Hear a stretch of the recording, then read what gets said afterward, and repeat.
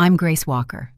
I'm 36 years old, and the night my parents raised their champagne glasses in that spotless kitchen was the night I stopped being their daughter. The crystal rang like a bell, clear and cold, and my father smiled as if he'd just closed a perfect deal. "Finally she'll match her worth," he said, and the words slid under my skin in a way I didn't understand at first. Upstairs, my 7-year-old daughter Chloe was asleep in her unicorn pajamas, her stuffed bunny tucked under her arm, worn from years of hugs. We were supposed to be there for my niece's birthday, a weekend of balloons and laughter at the big house in Connecticut where I'd grown up. I remember standing there with my hands still damp from washing dishes, staring at my parents' faces and feeling something in the air tilt just slightly. I didn't know it yet, but that small shift, that one sentence, was the edge of a cliff we were already walking toward. Before I go any further, let me know where you're listening from in the comments. And if you've ever walked into a family gathering with your stomach in knots, hit that like and subscribe button so you don't miss what comes next. I grew up in that house, the one with the white columns and the perfect lawn that never seemed to have a single weed. My parents believed in appearances, the way some people believe in religion: the right clothes, the right friends, the right schools, all lined up like trophies on a shelf.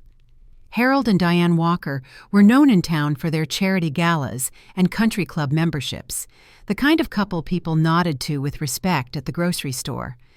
When I was little, I thought that meant we were a good family, that the polished silver and fresh flowers meant we were happy. As I got older, I realized what my parents really loved was control, and everything else, including their children, was just a reflection in their carefully polished mirror. I was the one who stepped out of the picture they'd painted for us. I didn't go to law school like my brother Jason didn't follow the plan of internships and networking dinners. I worked my way through community college and ended up at the public library instead, shelving books and helping kids find stories that looked like their own. I loved the quiet order of it, the way people could come in with nothing but a library card and walk out with a whole world in their hands. My parents saw it as a failure, of course. In their minds, a librarian might as well be invisible, and a single mom was little more than a cautionary tale. Chloe came along when I was 29, and from the moment I held her, my life rearranged itself around a new center. Her father Ben and I didn't make it as a couple, but he loved her in his own steady way, and we figured out how to share weekends and birthdays without tearing each other apart. My parents never forgave me for marrying someone who worked with his hands instead of a man with a boardroom and a corner office.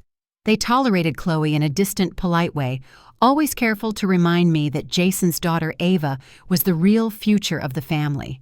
They said it as if bloodlines only counted when they ran in the direction they liked. When the invitation came for Ava's 7th birthday party, I almost said no. The card was thick and expensive with embossed lettering and a little gold crown printed at the top. "Join us for a princess celebration," it said, as if the whole weekend would be a magazine spread. I could already see it in my mind: the catered food, the professional photographer, the women in dresses that cost more than my monthly rent.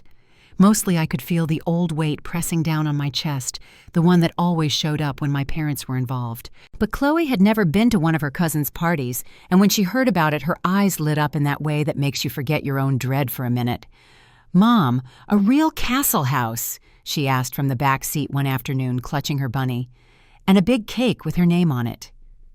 "Can we go, please?" I looked at her in the rearview mirror, her hair pulled into a crooked ponytail she'd tried to fix herself, and I knew my answer before she finished the sentence. I said yes, like I always do when it comes to giving her some small piece of normal childhood, even if it means I have to walk back into my own past to do it. So we packed her favorite dress, the yellow one with unicorns, dancing along the hem, and drove 2 hours to the edge of town where the houses got bigger and the streets got quieter. Pulling up to my parents' estate felt like driving onto a movie set. The gravel driveway curved past perfectly trimmed hedges, and flower beds lined the front steps with blooms that probably had their own gardener. Chloe pressed her face to the window and whispered, "It's huge," stretching the word out like it was something magical. I parked by the side entrance the way I always had the spot that felt out of the way enough that I wouldn't block anyone important. When we stepped out, the air smelled like cut grass and expensive perfume drifting from somewhere inside. Chloe slipped her hand into mine, her small fingers warm and trusting. The front door opened before we could knock. My father was there in a navy blazer, looking exactly the same as he had at every school recital and holiday dinner, pressed, composed, and slightly impatient. "Grace," he said, giving me a brief hug that felt more like a formality than a welcome. Still at the library, he asked as if we hadn't spoken on the phone just a week earlier. Yes, I answered, because there wasn't anything else to say. He hummed and glanced past me toward the driveway, already looking for someone more interesting to arrive. My mother appeared next, all pearls and soft cashmere, the kind of woman who always seemed to be ready for a photo. She dropped into a little crouch in front of Chloe, smiling a smile that didn't quite reach her eyes.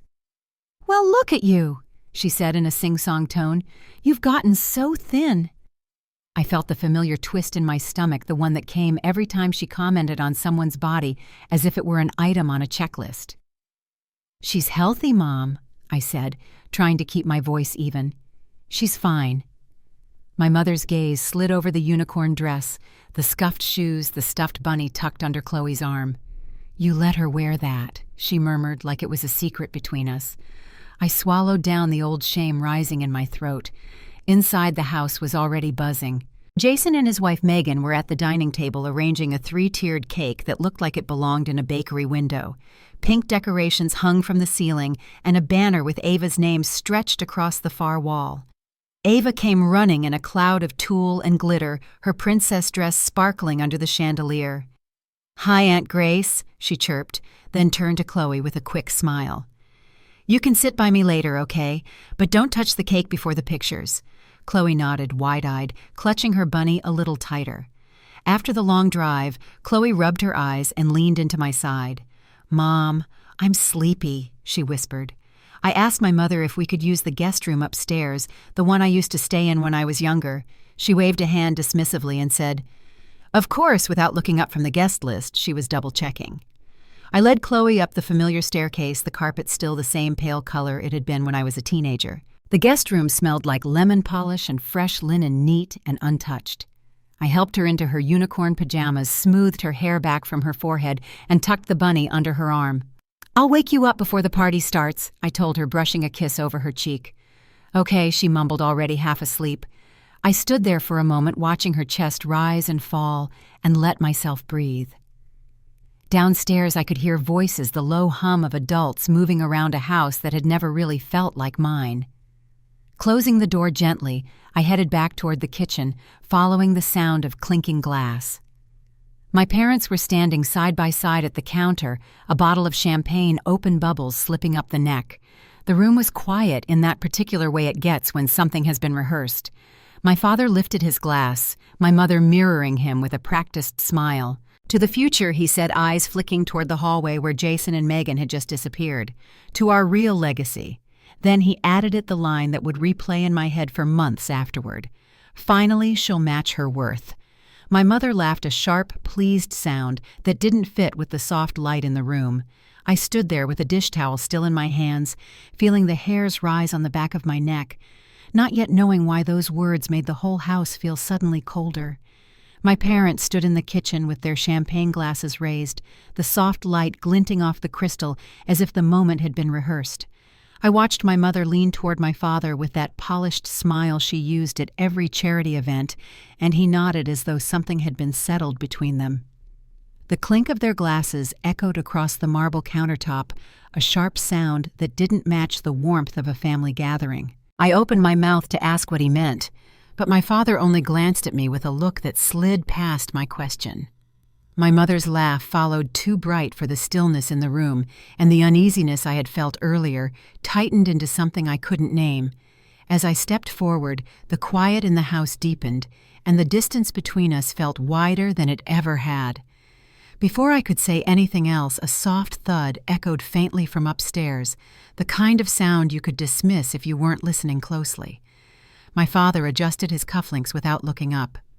My mother slid the champagne bottle into the ice bucket, as if she hadn't heard anything at all. I felt a prickle at the back of my neck, a small pull that made my feet move before my mind had caught up. "I'm going to check on Chloe," I said, though neither of them responded. I left the kitchen and walked through the hallway, each step quickening as the unease grew sharper. The staircase seemed longer than I remembered. Halfway up, I heard another faint sound, softer, like a breath caught in a pillow. My hand slid along the banister as I quickened my pace, the carpet muffling the urgency in my steps. When I reached the top, the hallway looked untouched, the framed photographs lined up perfectly. The guest room door was closed just as I had left it. "Chloe." I called gently, waiting for the small voice that usually answered right away. There was nothing. My fingers trembled slightly as I turned the knob. The room was still, the curtains pulled halfway, letting in a strip of afternoon light that fell across the bed. For a second, everything looked the same: her unicorn pajamas, the stuffed bunny tucked under her small arm, her hair spread over the pillow. Then I saw it. A dark stain on the pillowcase, smeared in a shape that didn't make sense until my eyes adjusted. The light shifted just enough to reveal the swelling along her cheek, the purple shadow spreading along her jaw, the cut across her lip. I stepped forward, my breath catching as the rest of it came into view. Her face was swollen on both sides, one eye nearly shut, her small features distorted by bruises that seemed too large for her. I reached the bed and touched her shoulder, my voice breaking as I said her name. She didn't move. Her breath was shallow, warm against my hand, but fading in and out in a way that felt wrong. I pressed my fingers to her cheek without thinking, and when I lifted them, they were streaked with blood. A soft ringing filled my ears, and the room narrowed to the space around her small body. I fumbled for my phone, dialing 911, with hands so unsteady I nearly dropped it. The dispatcher's voice sounded far away as I explained what I could, my words tangled with panic. When she told me the ambulance was on the way, I ended the call and gathered Chloe into my arms, holding her against me as gently as I could. Her head rested against my shoulder, and the warmth of her breath steadied me just enough to move. I hurried downstairs each step, careful, each movement focused on keeping her close. When I reached the bottom, I saw the faces of my family turn toward me. Jason stepping forward, Megan covering her mouth, Ava shrinking behind her mother's leg. My parents stood near the doorway, their expressions shifting from surprise to something cooler, something unreadable. "What happened?" Jason asked, his voice tight. "They did," I said, unable to steady my voice. "She was asleep and they—" The rest caught in my throat. "That's not true," my father said, but he didn't step closer. "She must have fallen." "Maybe you left a window open." My mother folded her arms, her voice clipped and dismissive. "You always overreact, Grace." I looked at her, Chloe's arm limp against my shoulder, her cheek pressed to my blouse where her blood had soaked through. "She's 7, I said, trying to keep my voice steady. She was sleeping. My mother sighed as if the entire moment were nothing more than a misplaced decoration at one of her parties. "You never learned how to manage chaos. That's not our fault." Jason moved beside me, his eyes scanning Chloe's face. "She didn't fall," he said quietly. "Look at her." Megan dialed 911 again, confirming the ambulance was close. Ava started crying softly, clinging to her mother's arm. My mother cast a look in her direction, then turned back to me. "You should have told us if you didn't want her here," she said. "What did you expect, bringing her into this family with that man as her father?" The words didn't fully register at first. Then she added, "Ava is our real grandchild." "Not—" She let the sentence hang. Something shifted in the air. I felt it even as Chloe's weight slumped more heavily against my chest. Jason stepped between us before I could respond, holding out a hand to stop whatever was building inside me. Sirens echoed faintly outside, growing louder as the red and blue lights flashed through the windows. Megan opened the door for the paramedics, and the house that had once been my childhood home filled with the sound of hurried footsteps. The paramedics reached us quickly. One of them, a woman with calm eyes and quick hands, took Chloe from my arms and laid her gently on the stretcher. They checked her breathing, applied pressure to the swelling on her forehead, and lifted her into the ambulance. I climbed in beside her without looking back, the door closing before my parents could speak again. During the ride, one of the medics monitored her breathing, while the other adjusted an oxygen mask. I held her small hand, rubbing my thumb along the back of it, searching for any sign that she felt my touch. Her eyelids didn't move. The shaking in my own hands wouldn't stop even as the medic assured me they were doing everything they could. When we reached the hospital, they rushed her inside. A nurse held me back at the double doors, telling me they needed space to work. I watched through the glass as Chloe's stretcher disappeared into a room filled with bright lights and steady movements. A doctor stepped in, and the doors closed before I could say her name again. I stood in the hallway with my arms empty, the noise of the hospital around me sounding distant and blurred. A moment later, a woman in uniform approached. She introduced herself as Detective Lauren Price, her tone steady as she asked me to walk her through what had happened. I told her everything I had seen, every detail from the kitchen to the moment I found Chloe's face covered in bruises. She listened closely, writing down what I said without interrupting. When I finished, she told me she would need to speak with my family as well. As she stepped away, I looked through the glass again, watching the doctors move around Chloe with urgent precision. The machines hummed softly, their lights blinking in steady patterns. I waited, unable to look away, hoping for even the slightest sign of movement. After what felt like hours, but might have been minutes, Jason appeared in the hallway, pale from shock. He stood beside me without speaking, his eyes fixed on the room where the doctors were still working. "What are they saying?" he asked quietly. "I don't know," I said, keeping my gaze on Chloe.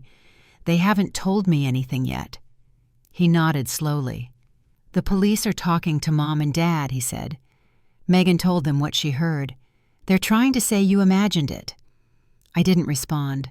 The hallway lights buzzed softly above us, and the murmur of voices drifted from somewhere nearby. When a doctor finally stepped out, removing her gloves carefully, we both turned toward her. She said Chloe was alive but in critical condition, that they needed to move her into surgery immediately.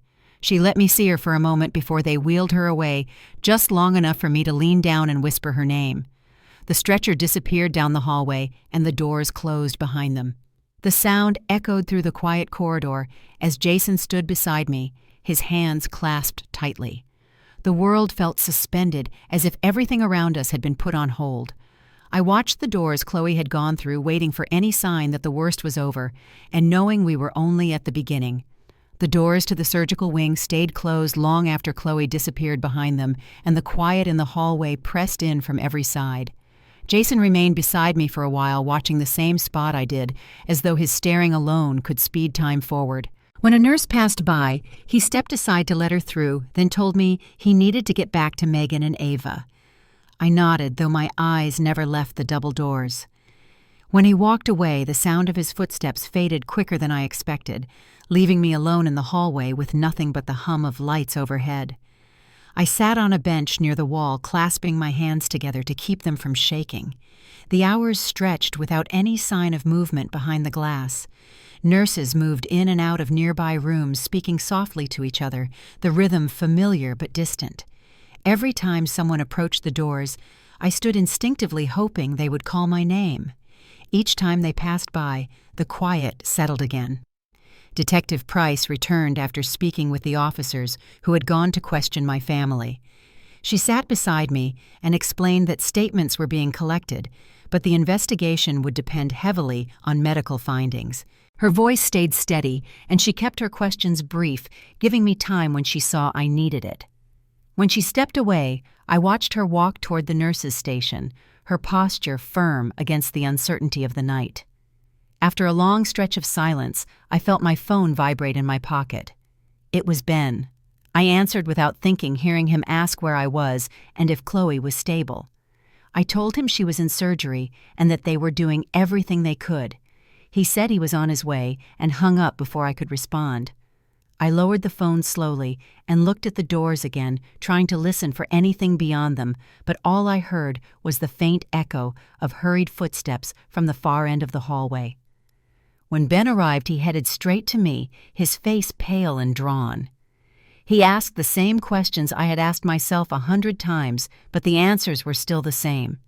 He sat beside me without another word, resting his elbows on his knees and staring at the floor. We waited like that side by side, each breath feeling too loud in the quiet corridor. A nurse came out at one point to request consent for a specific procedure. She explained it quickly, her voice careful but firm. I signed the papers and handed them back, my signature wavering as I wrote. When she returned to the surgical wing, the doors closed with a soft thud that echoed in the empty hallway. Hours dragged forward, marked only by the steady flicker of the hallway clock. Ben rose occasionally to pace the corridor, stopping at the window that overlooked the parking lot. He watched as cars came and went, the movement outside a faint contrast to the stillness inside. When he sat again, he asked me to repeat what had happened, as though hearing it might make it clearer. I told him everything I saw, everything I heard, and every detail felt as heavy as the moment itself. Dr. Grant stepped out at last, her surgical cap still on, and her face lined with exhaustion. Ben stood immediately. I stood a second later. She explained that the surgery was difficult, but that Chloe was stable for now. She mentioned swelling fractures and the next 24 hours being critical.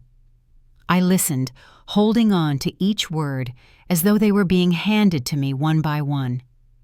When she finished, she said we could see Chloe for a moment before they moved her to the pediatric intensive care unit.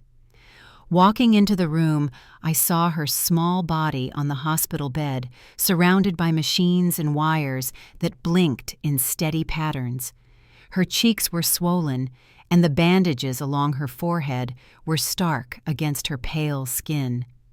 A tube rested at the corner of her mouth, and her breathing sounded soft but controlled, as though the machines were helping her keep rhythm. I stepped closer and brushed a strand of hair from her forehead, careful not to disturb anything. Ben stood at the foot of the bed, his hands gripping the rail as he looked at her. He didn't say anything, but his shoulders slumped as though the weight of the room had settled directly onto them. We stayed there until a nurse gently reminded us they needed to move her. Outside, Detective Price appeared again and asked if we could speak privately for a moment. We walked to a quieter corner of the hallway. She explained that preliminary observations from the medical team aligned with intentional harm, not an accident, and that officers were gathering more evidence. She asked for contact information for Ben and confirmed that they would follow up with both of us as soon as there was more to share. Her tone remained measured, but she paused long enough for me to understand how serious the case had become. After she left, Ben leaned against the wall and exhaled slowly. He mentioned calling his parents, letting them know he'd be staying near the hospital. I told him to go if he needed rest, but he insisted on staying. Overnight waiting rooms were being prepared for families who needed to stay close to their loved ones. We walked to one of them after Chloe was moved, and the nurse pointed out blankets and coffee for anyone who needed them. The hours of the night slipped by without rest. I sat in a chair near the window, the city lights casting faint reflections on the glass. Every time a nurse entered or a phone rang at the station, I looked up. Ben dozed for short stretches, waking each time someone walked by. The quiet between us wasn't heavy. It simply matched the exhaustion that had settled over the night. Sometime near dawn, a nurse stepped in and told us Chloe had made it through the night without complications. She said they would monitor her closely through the day and that Dr. Grant would update us in the morning. Relief didn't feel sudden. It came slowly, like a pressure easing just enough to breathe. When the sun rose, the waiting room filled with soft daylight, and the sounds of the hospital grew more familiar. Ben went to get coffee from the cafeteria and returned with 2 cups, placing one in my hand without a word. We walked back to see Chloe once visiting hours resumed. She remained still, her breathing steady, under the watchful glow of the monitors. A nurse told us that small responses were possible at this stage, and she suggested speaking to Chloe in case she could hear us. I leaned close and said her name, my voice soft in the quiet room. Her fingers twitched slightly, just enough for me to notice. I touched the side of her hand gently and waited to see if it happened again. After a few moments, her brow shifted a small movement that held more hope than anything I had heard all night. The nurse smiled and told us these reactions were positive signs, though recovery would be slow. She stepped out to update the team, leaving us alone with the hum of machines surrounding Chloe's bed. I watched her chest rise and fall, steady and even, and held on to the rhythm as though it might steady me too. The morning continued with updates from doctors and quiet visits from nurses checking her vitals. Detective Price returned with more questions, gathering additional information as they prepared their case. She assured us they would keep us informed and that steps were being taken to ensure Chloe's safety when she woke. As the day stretched forward, the hospital walls felt both confining and safe. Each hour carried a mix of worry and relief, each small improvement a reminder that she was still fighting. I stayed at her bedside until evening, watching the slow movements of her hands and the gentle flutter of her eyelashes. When the nurse reminded us that rest was important, I stepped back reluctantly. The hallway outside felt quieter than the night before, the lighting softer as evening settled in. Ben walked beside me, his steps slow and careful, each of us carrying the weight of the past hours. We reached the waiting room again, settling into the same chairs we had used before, knowing that the night ahead would hold more waiting. As I rested my head against the back of the chair, listening to the distant sounds of the hospital, I felt the faintest sense that change was coming.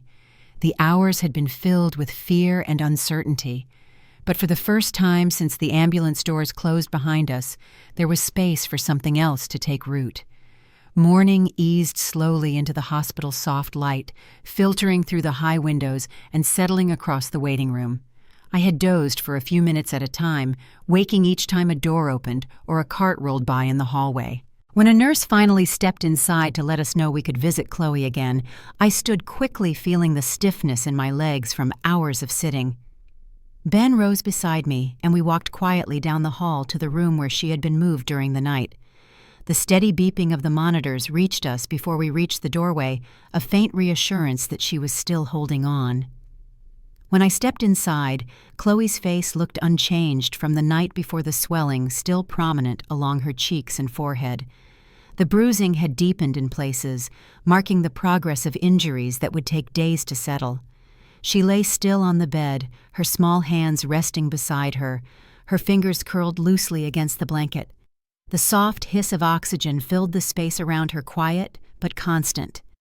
I went to the side of the bed and brushed a strand of hair away from her eyes, careful not to touch the areas still tender from surgery. Ben stood at the foot of the bed, watching her with a quiet intensity. A nurse entered and checked the monitors, jotting notes on a small chart. She said Chloe had remained stable through the early morning, which was encouraging. She encouraged us to speak to her, explaining that familiar voices could help stimulate responses.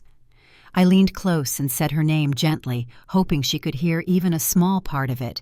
Her eyelids fluttered once, then again, and her fingers twitched the same way they had the night before. The nurse smiled at the small movements, marking them as positive signs. When she left the room, felt a little less heavy. As the morning moved forward, the doctors updated us on her condition. They explained that the next hours would tell them more about swelling and brain pressure, and that small signs of response were better than none. Ben asked a few questions, each one carefully directed, and thanked them before they stepped out. I stayed beside the bed, listening to the quiet rhythm of the machines, the sound steady and grounding. Detective Price stopped by again, her timing gentle so as not to interrupt the medical team. She asked a few more questions, clarifying details from the night of the incident. She said officers had secured statements from Jason and Megan and that they were gathering additional evidence from the house. She spoke with a calm assurance that made it easier to breathe. When she stepped back into the hallway, she told us she would return with updates as soon as they were available. By midday, the room felt more lived in. Nurses came and went, adjusting the monitors and checking Chloe's vitals. Ben stepped out once to get water and returned a few minutes later, handing me a cup without speaking. We sat through the early afternoon in quiet intervals, sometimes talking softly about what the doctors had said, other times sitting with nothing but the quiet between us. The minutes stretched, marked only by the small sounds from the machines nearby. Late in the afternoon, Chloe moved again. Her fingers curled more firmly around mine, and her head shifted slightly on the pillow. I leaned forward, saying her name a little louder, and her eyelids opened halfway, the bruising around them making the motion slow. Her gaze unfocused at first, drifting across the ceiling before settling in the direction of my voice. She tried to speak, but the words came out faint and broken, barely more than a breath. I told her she didn't need to talk, that she was okay, and that we were right there. The nurse stepped in quickly, checking her vitals and adjusting the oxygen. She smiled at Chloe's responsiveness and said she would notify Dr. Grant. When she stepped out, Chloe's gaze shifted toward Ben at the foot of the bed. He moved closer, keeping his voice gentle and steady as he spoke her name. She blinked slowly, trying to keep her eyes open, then let them drift closed again as the nurse returned with updates. Dr. Grant came in a few minutes later, reviewing the monitors before turning to us. She explained that Chloe's responses were encouraging, especially given the severity of her injuries. She mentioned swelling that still needed to be monitored and pain that would be managed carefully. Her tone held a quiet confidence one built from years of experience, and she spoke with clarity that made the information easier to absorb. When she finished, she asked if we had questions, answering each one patiently. After she stepped out, the room felt calmer, as though her presence had shifted the air itself. Chloe woke again briefly in the early evening. She looked at me for a moment, her eyes cloudy but aware. She lifted one hand slowly and touched the bandage along her cheek, her fingers trembling from the effort. I told her to rest, keeping my voice low. She whispered a small sound, her lips barely moving, then closed her eyes again. The nurse reassured us that these moments were normal and that her body needed time to recover. Ben stood near the window as dusk settled, the dimming light casting long shadows across the room. He watched Chloe quietly, his arms folded as though he needed the posture to stay steady. He asked if I wanted him to head home to rest, but I shook my head. It felt important that both of us stay close, even if neither of us spoke for long stretches of time. Detective Price returned once more before the evening shift changed. She said the officers had spoken with my parents and that inconsistencies had appeared in their statements. She explained that formal charges were being considered pending medical reports and that she would keep us closely informed. Her updates came with a measured tone, professional but sincere. When she left, the quiet settled again, but a shift had taken place in the space behind her words. Night came gently, the hallway outside dimming as the hospital moved into its slower rhythm. Machines continued their steady hum, and the lights above Chloe's bed glowed softly. I sat in the chair beside her, watching the slow rise and fall of her chest under the blanket. Each breath felt like a reminder of the distance we had traveled since the ambulance doors closed behind us. Ben stepped out briefly to stretch his legs, returning with a warm blanket handed to him by a nurse who passed in the hallway. I lay the blanket across my lap and leaned closer to Chloe, speaking softly to her again. Her fingers moved, curling weakly around mine. Her strength seemed fragile in these moments, but the connection held steady. I told her that she could rest, that everything around her was being cared for, and that she wasn't alone in any of it. She didn't answer, but her breathing eased in a way that let me know she could hear at least part of what I said. The hours moved quietly toward nightfall, the hospital settling into its peaceful rhythm. Nurses checked on her regularly, making adjustments with practiced calm. Ben rested in the chair across the room, his eyes closing briefly before opening again each time someone walked by. A quiet understanding lingered between us, one shaped by the long night behind us and the uncertain days ahead. As the hallway lights dimmed further, I sat back in the chair and watched the steady blinking of the monitors beside Chloe's bed. Her breaths came evenly, her body resting against the mattress in a way that made the moment feel lighter than the ones before it. Each small sign of progress eased some of the tension that had stayed with me since we arrived. Outside the window, the sky had darkened into a soft blue, scattered with faint lights from nearby buildings. The hospital hallway grew quieter, each sound spaced out in gentle intervals. I remained close to Chloe's bedside, listening to the reassurance in her breathing, the softness in each rise and fall. As the night settled fully around us, there was a sense of something beginning to shift, slow, cautious, but unmistakable.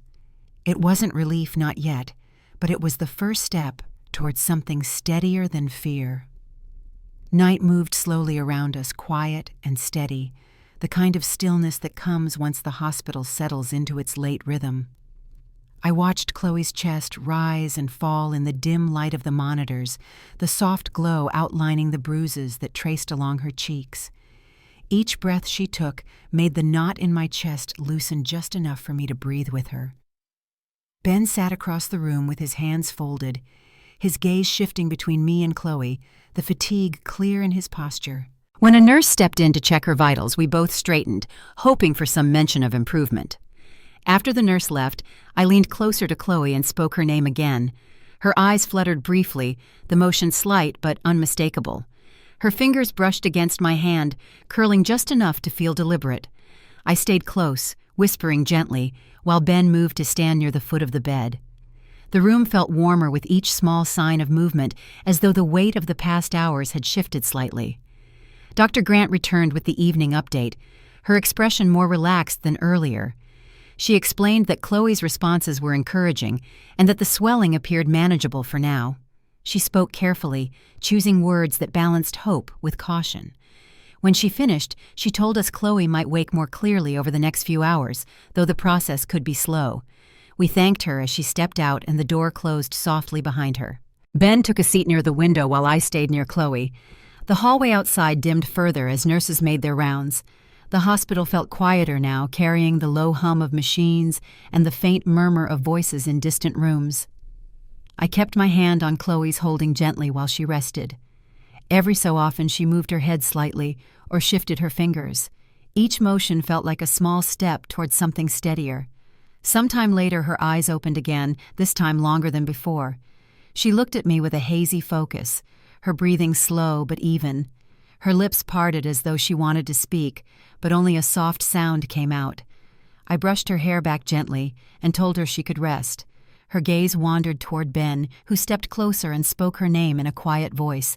She blinked, recognizing him, then let her eyelids drift closed again. A nurse entered to check her vitals and smiled at the progress. She told us these brief periods of awareness were good signs and encouraged us to keep talking to her when she stirred. After she left the room, settled into a peaceful quiet. Ben returned to the chair beside the bed, and we watched Chloe together, letting the silence fill the space between us. As the hours passed, Chloe woke in small increments. She reached for my hand more deliberately, her touch stronger each time.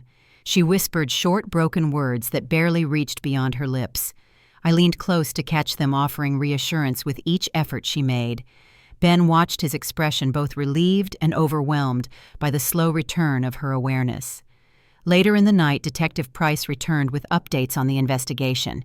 She explained that medical findings confirmed deliberate trauma and that officers were reviewing statements from everyone present at the house. She said inconsistencies in my parents' accounts were being examined closely. Her voice remained steady, and she spoke with a clarity that made it easier to follow the details. When she finished, she asked if we had any additional information to share. Ben and I answered what we could before she stepped out, promising to keep us informed. When the hallway fell quiet again, I sat down beside Chloe's bed. I watched the way her fingers curled more confidently around mine and the way her breathing steadied with each passing hour. Ben had fallen asleep briefly in the chair across from us, his head tilted forward and his arms crossed. The soft lighting cast faint shadows on the walls, giving the room a calm, muted feel. Chloe woke again near dawn, her eyes clearer this time. She lifted her hand and touched the bandage along her cheek, flinching slightly from the tenderness. I told her gently that she had been hurt, but that she was safe now. She tried to speak, her voice strained and faint. Ben moved closer, standing beside me as she whispered again. Her words were fragmented, but her recognition of us was unmistakable. We assured her she didn't need to say anything more. A nurse entered with morning updates and checked her vitals. She wrote notes on the chart while explaining that Chloe's responsiveness was strong for this stage of recovery. She reminded us that rest would be important over the next few days and that they would continue to manage her pain carefully. When she left the room, settled again into its soft quiet. As daylight filled the hallway outside, Dr. Grant returned with a more detailed update. She said the night had gone better than expected and that Chloe's responses indicated positive neurological function. She mentioned the ongoing monitoring needed for swelling and the possibility of additional scans later in the day. Her words carried the kind of calm that came from confidence built through years of experience. After she finished, she encouraged us to rest when we could. Ben stepped into the hallway for a few minutes to call his parents. I stayed beside Chloe, watching the slow rise and fall of her chest and the faint movement of her fingers against the blanket. The weight of the previous days lingered, but each sign of improvement eased some of the strain that had held on so tightly. I leaned closer and whispered her name again. Her eyes opened briefly, focusing in my direction before sliding closed once more. By late morning, Chloe had been awake several more times, each moment showing a bit more clarity. She reached for water, though she managed only a small sip. She whispered my name again, her voice a little stronger than before. I told her she was doing well, and she settled back against the pillow, her eyes drifting closed. Ben returned with fresh coffee, handing me a cup before sitting beside me. We watched Chloe together in the quiet room, each breath she took grounding us deeper into the moment. Nurses came and went, adjusting monitors and offering soft reassurances. The day eased forward calm and steady. Around midday, Detective Price came back with another update. She said the district attorney's office had been briefed and that potential charges were being reviewed. She spoke carefully, explaining that the process would take time, but that the evidence was compelling. Her presence felt steady, and her updates carried a firmness that made the path ahead a little clearer. When she left, the quiet returned, but it held a different weight now. As afternoon approached, Chloe had another brief period of awareness. She looked around the room more clearly, her eyes lingering on each of us before closing again. Her hands moved more intentionally, reaching for the blanket or brushing lightly against the rail of the bed. Each small action marked a step forward. Ben and I remained with her through the rest of the day, talking softly and listening to the hum of the machines. The hours felt gentler than the night before, each moment filled with the slow return of her strength. As the evening lights dimmed and the hospital settled into its night rhythm again, I stayed close to Chloe's bedside, watching her breathe. The steady rise and fall of her chest felt like the beginning of something new, a shift that reached just far enough to touch the air around us. And for the first time since the ambulance arrived, the quiet held something more than fear. It held the first signs of a path forward, one that would lead us into the days ahead, where another kind of reckoning waited. The days that followed moved in a quiet rhythm, each one shaped by small improvements in Chloe's condition. She woke more often, her voice still faint but clearer than before. She recognized the nurses reached for her water without prompting and tried to shift on her own when the blanket felt heavy. Every change, even the smallest one, softened the tightness in my chest. Ben stayed close through it all, stepping out only when the nurses needed space or when he went to call his parents with updates. We spent most of our time at her bedside, speaking softly and keeping her company as she navigated each new step in recovery. One afternoon, as sunlight filtered in through the blinds, Chloe stirred again. Her breathing picked up slightly and she opened her eyes wider this time. She scanned the room slowly before settling on me. I leaned closer, brushing her hair away from her forehead, careful not to touch any of the tender areas. She moved her hand toward the bandage on her cheek, tracing its edge gently. Her voice came out as a thin whisper. "Mom." I took her hand and held it lightly. She looked at me again, her eyes filled with a mix of confusion and effort. "What happened?" she asked, her words slow and strained. I hesitated, not wanting to overwhelm her, but she waited with a focus that hadn't been there earlier. I told her she had been hurt and that the doctors were taking good care of her. She blinked, trying to process the words, then looked toward Ben, who stood by the foot of the bed. Her gaze drifted back to me. Who did it? The question came out soft but clear, carrying a weight that reached straight through me. I took a breath and kept my voice steady. "Someone who shouldn't have," I said gently. "Someone who didn't make a good choice." She studied my face as though searching for something more, then slowly nodded, the effort visible in the movement. She shifted slightly, wincing at the discomfort, and I adjusted her pillow while the nurse stepped in to check her vitals. The nurse gave us a reassuring smile, calling her progress strong for this stage. She reminded Chloe to rest and told her she was doing very well. When she left, the room fell quiet again, filled only by the steady beeping of the monitors. Later that evening, Detective Price arrived with an update. She knocked softly before entering, greeting us with the same calm presence she had maintained since the beginning. She said that officers had completed their preliminary interviews with Jason, Megan, and others who were at the house. She explained that my parents' statements had raised concerns due to inconsistencies that did not align with medical findings. She added that formal steps were being taken to move the case forward. Ben listened intently from his seat near the window. I asked a few questions about the process, and Detective Price explained each part with clarity. She said she would contact us once the district attorney reviewed the full set of findings. When she left, she gave Chloe a gentle wave before stepping through the doorway. The evening settled quietly after that. Ben left briefly to get some fresh air, and I stayed with Chloe as she drifted in and out of sleep. Each time she woke, she moved a little more confidently, her voice gaining strength even though her words remained soft. She asked where we were, why the light stayed on at night, and whether she could have her stuffed bunny from home. I told her we would bring it to her the next day. Just after midnight, I noticed her eyes open again. She looked up at me with a steadier focus than before. "Mom," she whispered, "why did they hurt me?" The question hung in the air, fragile and heavy. I held her hand more firmly, feeling the small, tentative squeeze of her fingers. I told her gently that some people made choices that caused harm, choices she didn't deserve. I reminded her she was safe now, and that everyone here was working hard to help her heal. She listened quietly, her gaze softening as she absorbed the words. When she closed her eyes again, her breathing steadied into a slow rhythm. Morning came with the usual rounds from nurses and doctors. Dr. Grant reviewed Chloe's scans and said the swelling continued to decrease, which allowed them to adjust her medications. She said Chloe's stability was a promising sign. Ben stepped into the hallway to call his parents, while I sat with Chloe and read a short story aloud from a book the nurse had brought earlier. Chloe drifted between being awake and resting occasionally, opening her eyes to catch a few lines before letting them close again. Later in the afternoon, Detective Price returned. This time she asked if we could speak in a consultation room near the nurses' station. Ben walked with us, and we sat together around a small table. Detective Price explained that the district attorney had officially filed charges of aggravated assault and child endangerment, with additional charges being considered depending on Chloe's long-term recovery.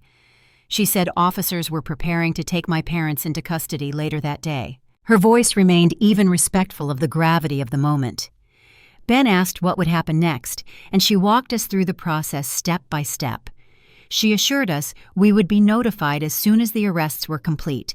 When she finished, she reminded us that Chloe's safety remained the priority and that the hospital had been alerted to restrict any unauthorized visitors. The clarity in her voice provided a steadiness I hadn't realized I needed. After the meeting, we walked back to Chloe's room. She stirred slightly when we returned, her eyes opening just enough to acknowledge us. I sat beside her, brushing my thumb across her knuckles.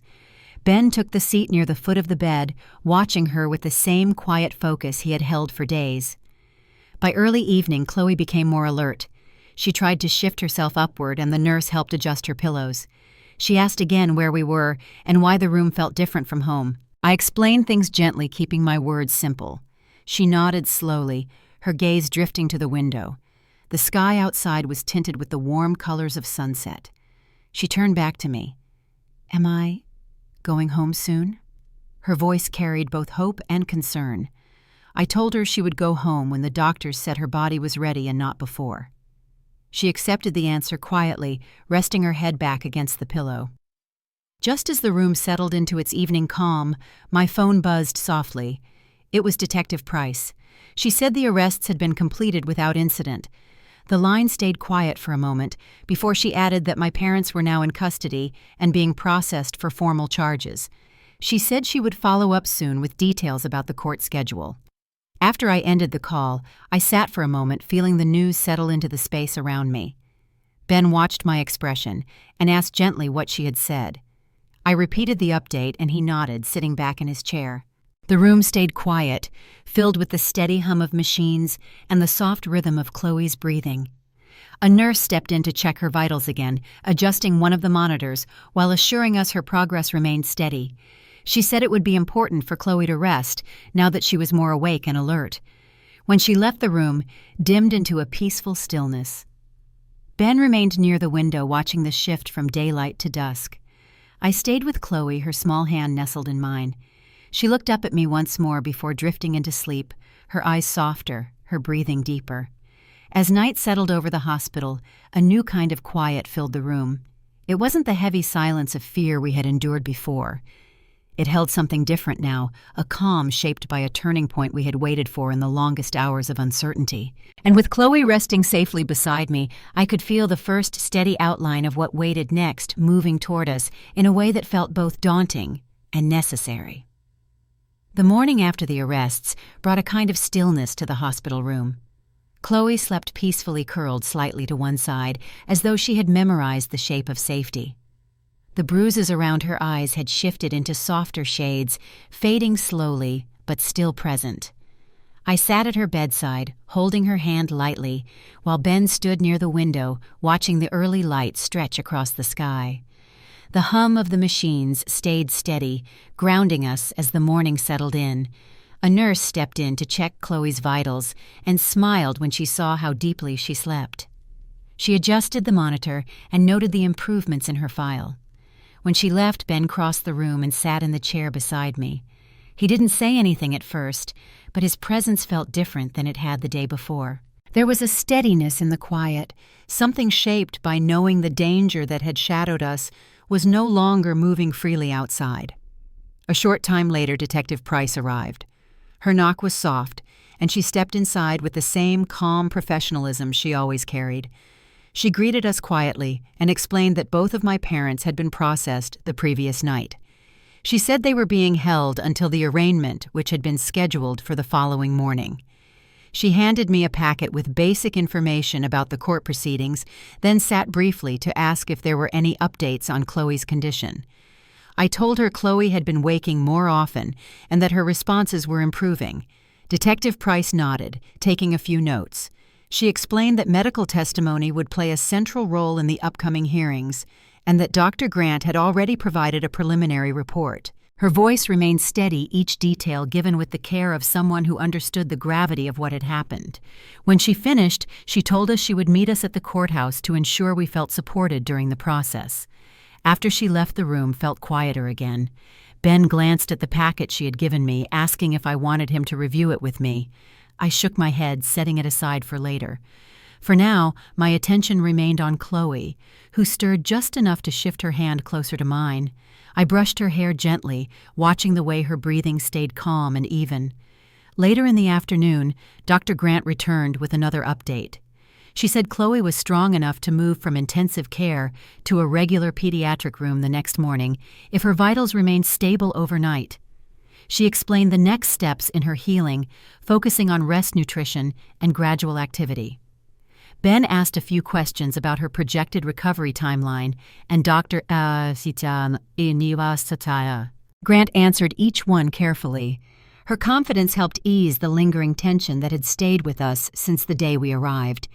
As evening settled over the hospital, Chloe woke again. Her eyes opened slowly, and she looked at me with more clarity than before.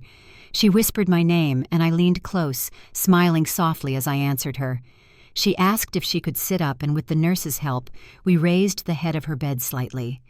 She winced from the soreness, but settled comfortably once she found the right position. She looked around the room with curiosity, her gaze moving from the window to the monitors, and then to Ben.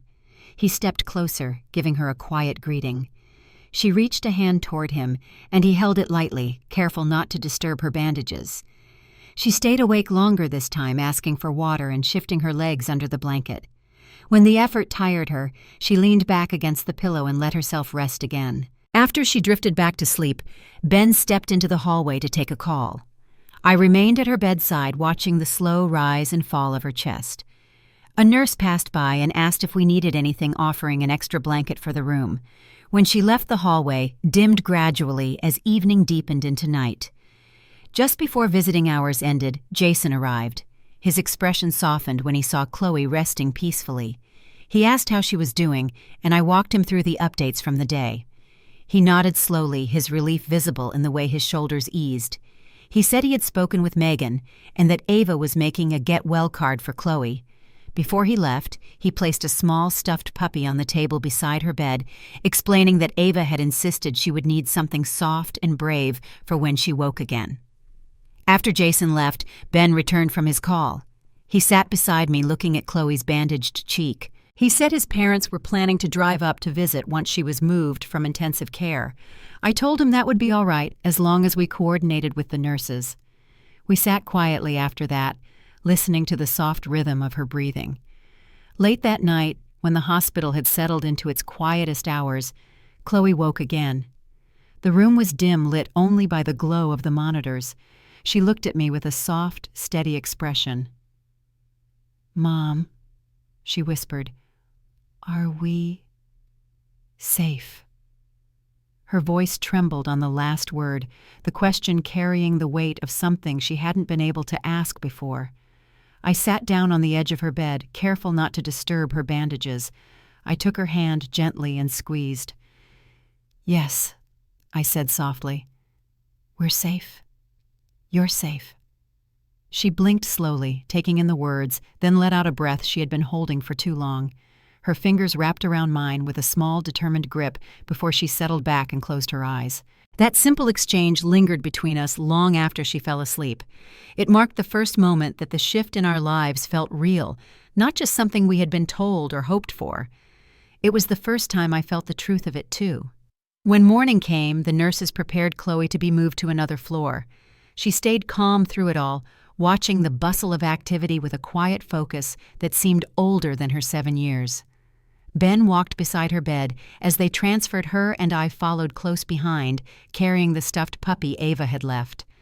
The new room felt brighter, the windows larger, and the air warmer, a small but welcome change after days in intensive care. Once she was settled, a nurse brought her a tray with a soft meal and explained that she could try solid food slowly. Chloe nodded and reached for the spoon with cautious fingers. She ate only a little, but it was enough to ease the worry that had stayed with me since the night we arrived. Just before noon, Detective Price called. She said the arraignment had been completed and that formal charges of attempted murder, aggravated assault, and child abuse had been entered. She asked if we could come to the courthouse in the afternoon to meet with the prosecutor, Aaron Collins, who would walk us through the next steps. Ben looked at me, and I nodded. Chloe was settled and comfortable, and the nurses assured us she would be closely monitored while we were gone. When the time came to leave, I kissed Chloe's forehead and told her we would be back soon. She nodded, still sleepy from her medication, and clutched the stuffed puppy close to her chest. As Ben and I walked down the hallway toward the elevator, the hum of the hospital followed us.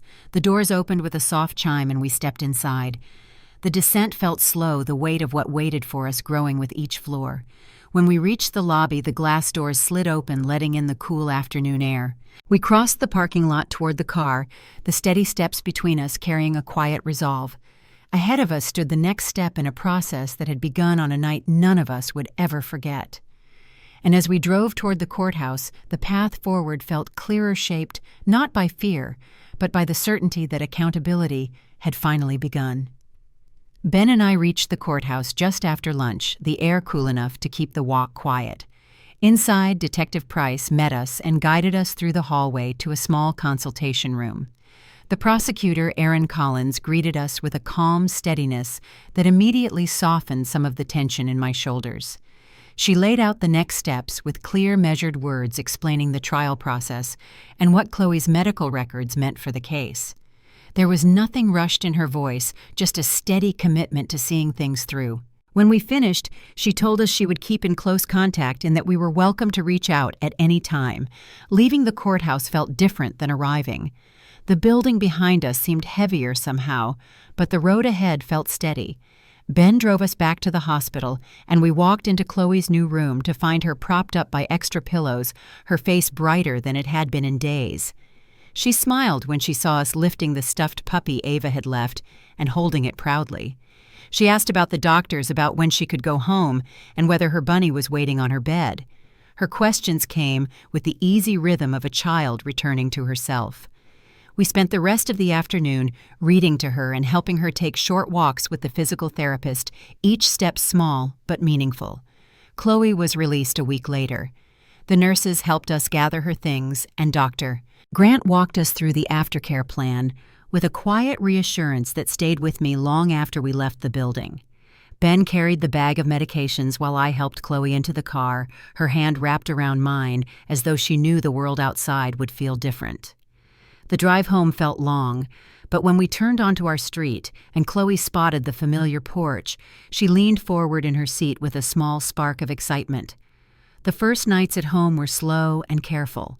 She woke a few times from dreams she couldn't explain, but she settled easily when I sat beside her bed and rubbed her back.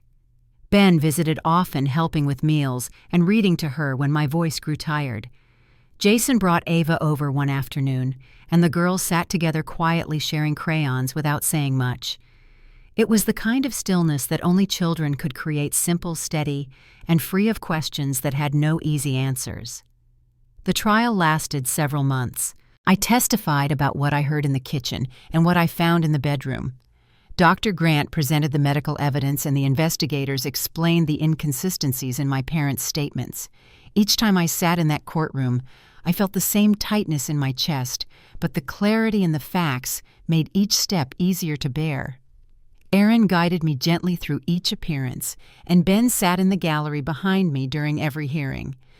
When the verdicts came guilty on all counts, I didn't feel relief right away. It came slowly, settling into place like something that had been waiting its turn. With the sentencing finished, a restitution order followed. My parents' assets were sold, and every dollar was directed toward Chloe's medical bills and long-term care. It wasn't something I ever imagined accepting, but the hospital statements and therapy bills made the decision clear. Chloe's future mattered more than the past that brought us here. The months that followed brought a quiet kind of healing. Chloe's therapy sessions helped her grow stronger and more confident. She relearned her mornings reading with me at the breakfast table and asking when she could return to school. Her teachers arranged a gentle transition, and when she walked into her classroom again, she held her head just a little higher. Ben and I shared the responsibility of helping her build new routines, each one shaped by a steadiness we had learned together. One afternoon, I came across a piece of paper she had left on the couch. It was a simple drawing of the two of us by the lake near our house, the sky bright above us, the water calm.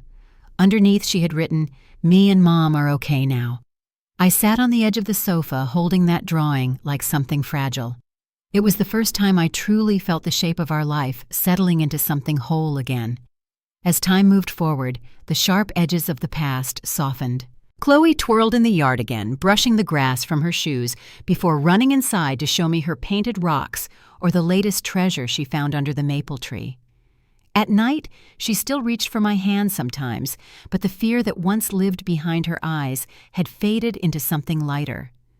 Looking back now, I see the journey in pieces, the ambulance lights, the long nights in the hospital, the courtroom, and the slow, steady rebuilding that waited on the other side.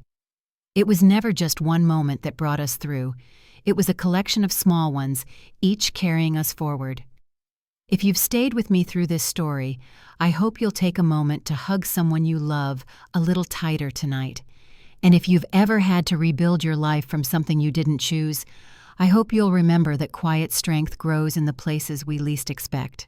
Thank you for listening, and if this story meant something to you, feel free to share your thoughts or subscribe so you don't miss what comes next.